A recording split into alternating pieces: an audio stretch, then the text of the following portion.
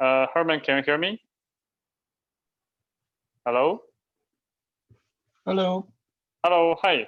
Herman, can you hear me? I can. All right, okay. So is my voice clear? Yes, very clear. Okay, all right, good.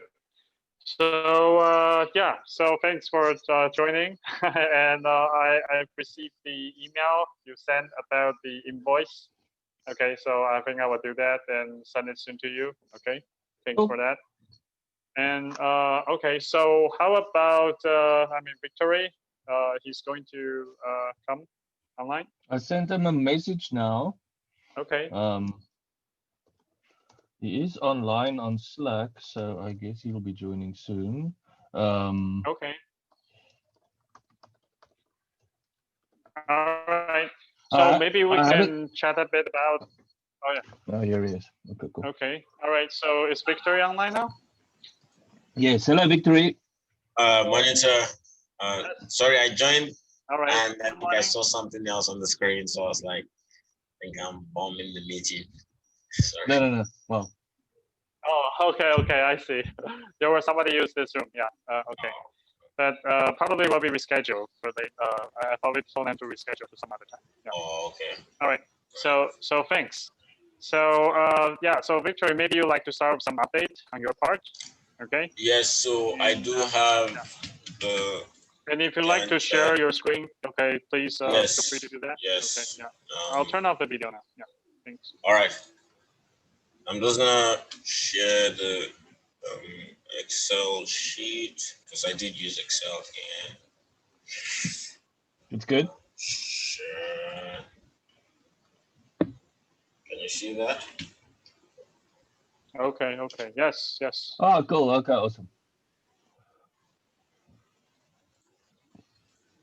So basically, I don't know how realistic this is, but I did squeeze it into at least a year and 2 months. I don't know. Okay. All right. But this is 2020 or 2021? So just 2020 and then maybe 4 months in, like basically 2 months in 2021. Okay, I see. Okay. Right, but again, this is under this. If you look at the journal papers, this does not include the return, the feedback from the journal publishers. This is just the time it will take to write and submit. So if you notice here, these are sort of done per month. These are the chapters. The reason why I put them like this is, the reason why I think these are realistic is we can use information from the journal papers. So it wouldn't necessarily be like starting from scratch. It would basically be like building upon what has already been written or done. But yeah, you can have a look in the meantime. Basically, the first step, or should I say, the plan for the first, what do you call it? Okay. The first phase. Wait, Victory, let me just straighten out something. All right. This part, I think the top here, this January thing, I think you're talking about future in 2021, right? Yes. Yeah. Okay. No, Right. Because I saw the title. So it should be 2021 on the top, right? Oh, geez, sorry. Yes. Yeah. What am I doing? 2022. Yeah. That's the one thing. Sorry. Okay. I would actually do the planning until 2023. Okay. Because that's when you submit your proposal, I can tell you if you only have a year in there, they're gonna ask you to rework your schedule. Really? Okay. They're gonna expect to see at least 2 years. Okay. Because planning, right? I mean, yes, yeah. So the other thing I want to mention is that if your blue conference publication is where you work on it and you submit on it, you can expect about 6 weeks to 2 months before you get feedback from the conference whether it's accepted or not. So you have submitting end of May and then starting. I mean, you can start on the journal, that's fine, but you'll only probably receive feedback end of July, maybe even end of August. It's usually a couple of months before the conference. It's usually a month or two, the reviewing cycle before you actually get an answer. So I'm just mentioning that. Don't expect to submit and then get a feedback within like 2 weeks or something. It's usually more like 6 weeks or 8 weeks. Journals are even longer. Journals are potentially more. Like 3 to 6 months if you're lucky. If I'm lucky. Oh yes. Yeah. One, two. There was one that took about a year. Yeah. Okay. All right. So I can see that the curve. Okay, I would say that the most important part is actually the development. Okay, the first development of your work. So you're planning to basically do the concepts all the way to May, and some development and simulation before summer, right? Seems like the main plan is that. Okay, all right. And what what is November and December for 2020? I mean the last 2 months. So that's basically the proposal. Oh yes, So basically this is for proposal. I sort of put this as November only because I really want to finish it before December. So that in December, I think that's a good idea. Okay. Problem. I see. I really want to. I see. So I want to sort of break this down as well into maybe like a 4-week marathon. Okay. Per week, maybe 1 chapter per week or something. But that I've not done that yet. Still all over the place there. But I want to do this before the end of November, so that December it probably just changes or submission and that kind of thing. But all right. Here I sort of put. Sorry. So that's the scouting. Okay. Yeah, when I'm in scouting basically now, like I think I will resume the search for journals that can publish too, for both the conferences, for conference and the journals. So the idea is over this period, before I start writing in April, we already have an idea of where we want to publish to. Okay, I see. All right. Okay, so any feedbacks from Herman about this overall schedule? So, I mean, as I said, I think you should do at least 2021 to 2022, at least. Then, we talked about the journals. I think it's also a good idea to, for the proposal, you'll have to have a schedule like this, and you'll already have to identify what the these are the journal publications that that you are planning. So, give them some preliminary title or something like that. And you should also give an indication of what the journals are that you are thinking of publishing in. And I mean, it could be something like the ACM transactions on multimedia, TOM basically, TOMM transactions on multimedia and applications. You could also consider something like IEEE networking. That could also be a possibility, I think. And then the other option would be to look at something like a ad hoc, ad hoc networks or mobile ad hoc networks, or that kind of journal. Shunyun, it looked like you wanted to comment on that. Yes.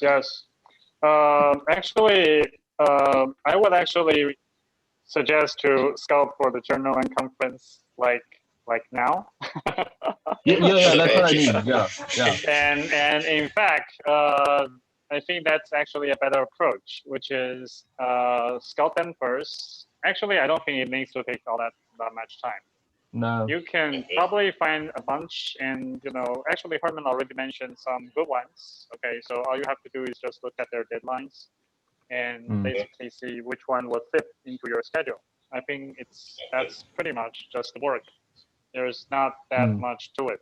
Okay, it's really about selecting, I think, the top conference, workshop, journal, list them, and see what their deadlines are, and see which one will fit. That's pretty much it. And I think, you know, you should be able to do that in 1 or 2 weeks of time. Okay, along with your proposal. So I would actually, if there's one thing I'd like to nail down in terms of your schedule, it's actually the submission target and deadline of those workshops and journals. Okay. Yes. For journals, they are usually open all year long, except for what's called special issues. Okay, so this is what you might need to want to pay particular attention to. Sometimes they will have called paper of special issues of selected topics. Okay, which will produce, the benefit is the review time is usually much shorter. Okay, because special issues, they are gathered for a specific issue date. So usually the review cycles are much less, you know, it's a lot quicker than the usual journal review cycles. Okay, so you might want to take advantage of that to look for special issues. Okay, but besides that, I would still consider submitting to a well-known top, you know, workshop or conference as, in fact, your primary goal. Okay, because that's also, I think, how CS, the field, still works, is that people actually value those venues a lot more than journal papers. Journals are more like archival purpose, you know, or for more complete archival of the work. But people usually look at, because this is fast-moving fields, and journals take much longer time to, you know, do reviews and all that. So top scientists and researchers in the field usually pay a lot more attention to the workshops and conference papers than they do for journal papers. Okay, that's just how the CS field works. I mean, this is something you have to understand. Obviously, I mean, for dissertation, for graduation, they look at journals. That I can understand. I mean, I think it's also the same here in Taiwan, because most other scientific fields value journal a lot more than maybe your conference and workshops. But for CS, it's different.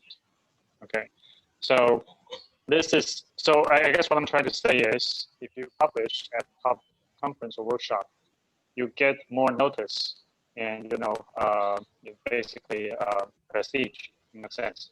But also, you will also have an easier time to actually finish your journal paper. You see, it's actually a bit more difficult to get into those workshop and conference than to publish in journal.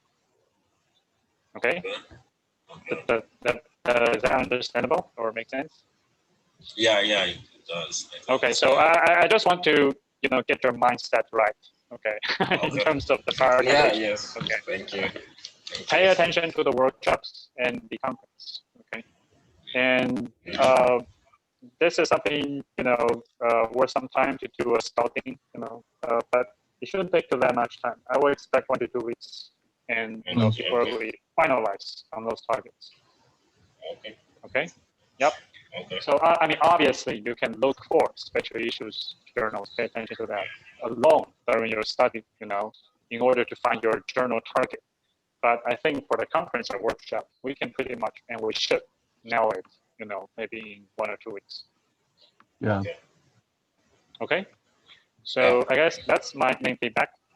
All right. So I think Herman and I, we talked about some of our observations and concerns last time. Okay, when on Tuesday. So I guess maybe Herman, you'd like to share some of the conclusions. And, yeah. So I guess Okay, go ahead. So I'm Victory. So I think the one thing is that I think you've been reading quite a lot the past couple of weeks and months. I'm slightly concerned about the depth of the research proposal at the moment. So typically I would expect something like a 20 or a 30-page research proposal, and I think you're about 5 pages at the moment. I think you've read a lot. You might not just have written as much.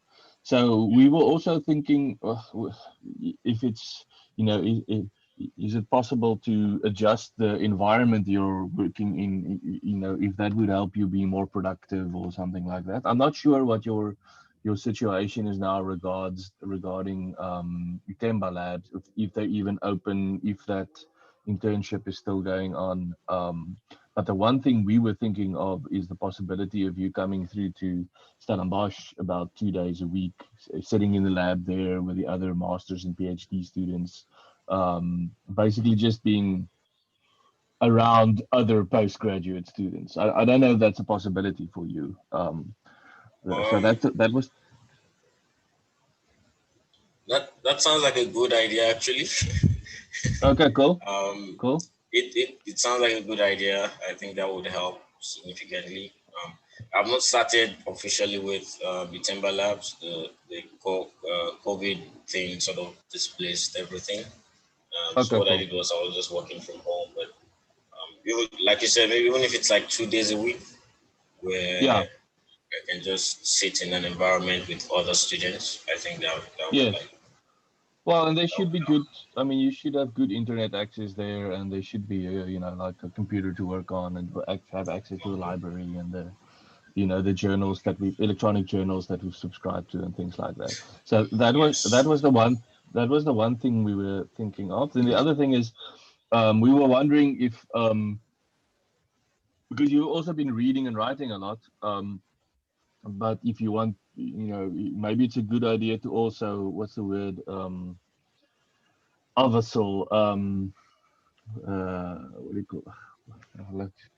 Basically also do some practical work where you are working on this, on the software, on the development of the spatial routing. So what we're thinking there is you've already gotten access to the VAST system. So we think while you're busy developing the spatial routing algorithm on paper, probably what you're going to be doing is you're going to develop an idea on paper and then work out the details on paper, but then to test whether it's working, you're going to have to go and, implement it in, the simulation or the emulation environment, the VAST environment, in other words. And then when you implement it, you find out, oh, okay, wait, it's not working exactly as you thought it was working, or there was this aspect you didn't think of. And then you go back to the drawing board, to the paper, and then you adjust your routing algorithm. But I think this way of working on something and then testing it and getting feedback and then working on it again, I think if you just work on paper, you're going to design this amazing thing, and then when you try and implement it, you're going to run into a bunch of practical issues that you weren't aware of because you weren't trying to implement it. So we were thinking of that when you get bored of reading and writing the proposal and you want to do, get some hands on with a problem, then it might be a good idea to work on or to get more familiar with the VAST, get that system up and running, because you're going to need an experimental environment anyway in which you're going to evaluate your results.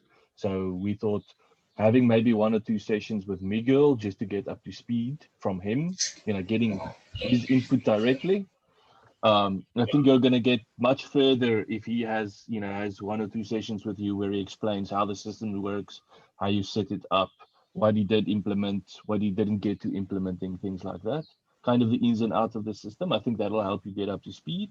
And then you'll have, and then basically in the next, while you're working on your proposal in the next couple of weeks, getting that working up as well, so that you have a simulation environment that you can work on. And then the other thing is, if you're coming through to Stellenbosch, we thought of partnering you up. If there's some other PhD students as well that are also busy writing their proposal, or at the start of their PhD, basically just other students which you can I don't know, have stand-ups. I don't know if you've done any agile development or anything like that. Yeah, it already sounds like agile. Yeah, something like it's called agile research project. Yeah, so we just have someone that you can basically, when your software doesn't compile or you're struggling with this, we basically have help immediately. It's like why you have a running buddy when you go jogging, right? So that you exactly. That's a running buddy. Yeah. Yeah. So basically getting a writing buddy. And that's the other reason why we think it's a good idea if you can come through to Stellenbosch, because I think the change in environment might be good as well. I found with a bunch of the postgraduate students, them just sitting at home in their own little room with only their desk and bed gets depressive and lonely, and being able to be in a lab with other people helps with the motivation and with keeping going with and stimulation. Yeah, it does. It does help. It makes a big difference. Yes. Okay. So Victor, you think that would work? Because yes, actually, okay, great. I mean, the whole idea. Okay, I like to show it behind Herman and my discussion last time was how can we help you? To create the best possible support environment for you to do your work. Okay, so a changing environment, that would help. Having what's called an accountability partner. Okay, which is what Herman talked about the jogging body. It's actually the technical term is called an accountability partner. Okay, who maybe also you share similar goals or challenges, and if you can just find someone to sync, not too much time, like once a week, even for just half an hour, for example, I think that would help tremendously. To both for your morale and also for share experiences and also techniques. That might be of common benefit or mutual interest, right? And feedback, essentially, yeah. So those are some ideas. So if you think that's a good idea, then I actually highly encourage to implement, as soon as we can. Okay. All right. Okay. All right. So I think you can discuss with Herman how the details of how that will work out. Okay. Yeah. And there's one more thing that was last week we discussed. So I also like to bring this about, which is what is the time that you're able to spend on the work now? I mean, like practically, okay, because I understand and we understand that you also have like other responsibilities, right? Like maybe from work, and I don't know if you have a family now. No, not yet. I mean, no, okay, not yet. Okay, all right. So, but soon. But yeah. Okay. So anyway, but I mean, just like quick question is like, how much time do you think, like in a week, are you able to spend currently on the the research part? So at the moment, I sort of created like my calendar where I spend 6, 7, 8, 3 hours, 30 minutes, at least 3 times a week. Okay. Okay. All right. On the proposal. So from 5 to 8:30 on Sunday, on Monday, and Wednesday. Yes. Okay. So that's about what, 9? No. That's between 9 and 12 hours a week, essentially. 10, about 10 and a half hours. Okay, cool. When I say it sounds really small when I think about it like that. Okay, all right. So I guess my question is, do you think, I mean, is that kind of like a maximum level now, or do you think there's still some rooms that you can maybe space additional time to others? So there is definitely some room. The reason why I put it like that is I noticed an increase in productivity when I put things in calendar. So I did create that like mid last month. Sorry, it's raining here. I hope you can hear me. But I did create it like mid last month. At the end of the month, I usually review the calendar again to see what works best. So definitely I can add more, I believe, maybe. Okay. All right. Okay. All right. I think that's good. That's good. Actually, for now, I think just some quick idea is fine. Okay. I think the reason why I'm asking this is there are very specific I guess consequence in terms of how you actually spend the time. Okay. On the work. there are two ideas I like to share.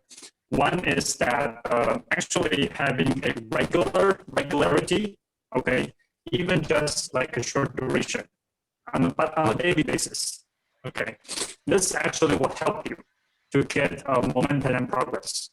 You see, because I see right now you are spaced between I think 3 times a week, right, for the work.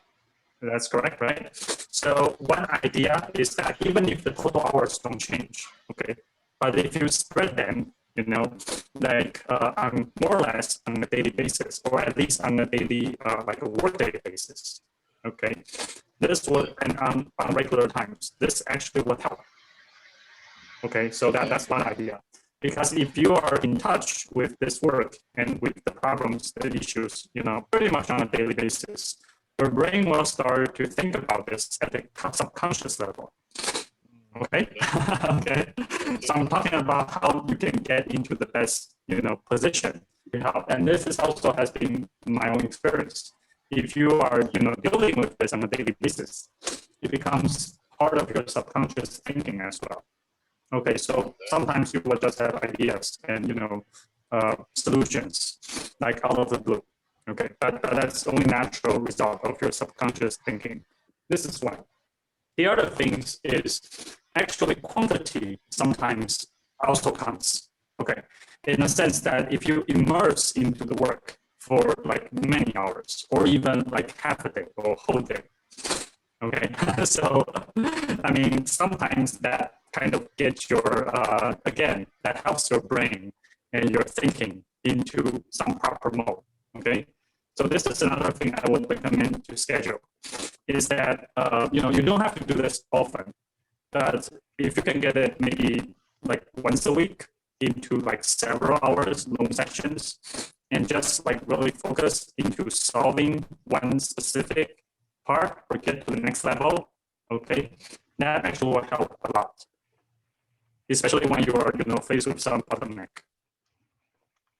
Victor, so is that understandable? Yes. Sure, I was Richard. But yeah, so basically, take it one step at a time. Yeah. So I guess summarize is that if you can maybe schedule even like half an hour on a per workday basis, you know, to work on something on this, and then maybe schedule like one larger, longer session, you know, maybe on a weekly basis, but several hours long, to again to dedicate on this. Both of these, you know, approach might help you to increase, you know, productivity, and also to break through some of the bottlenecks you might be experiencing. Okay, I mean, so this is some general techniques to share. All right. All right, I see what you mean. Okay. All right. All right. So I guess do you have any questions? So so far. No, it's all good. I think Professor Herman covered one of the questions I had asked you, preliminary results. Because if I can actually work on the code now, it's something I can put into the proposal at the end of November to say yes, you can. You could, yeah. Okay, good. All right. So I think as a next step, I think as the next step, what can happen is please produce the schedule, okay, covering 2 years to 2022. And also the other thing is, you know, do select the submission targets, okay, for us to review and check next time. All right? All right. Submission targets, yes. Targets, all right. Thank you. Oh, one last question. The master class is next week Wednesday, right? Or is it? We're gonna do it in the middle of November. Mid-November. Yeah, it's been on I think the 13th, November 13th. I wasn't sure because I didn't see it on my calendar. Yes, November 13th. Okay, it's there. It's there. All right. Cool. Thank you, sir. Okay. All right. Thank you. So best luck, best wishes, and talk next Tuesday then. All right. Bye. Okay. All right. Yeah. Thanks. Yeah. Bye bye. Yeah. Thanks. Bye bye.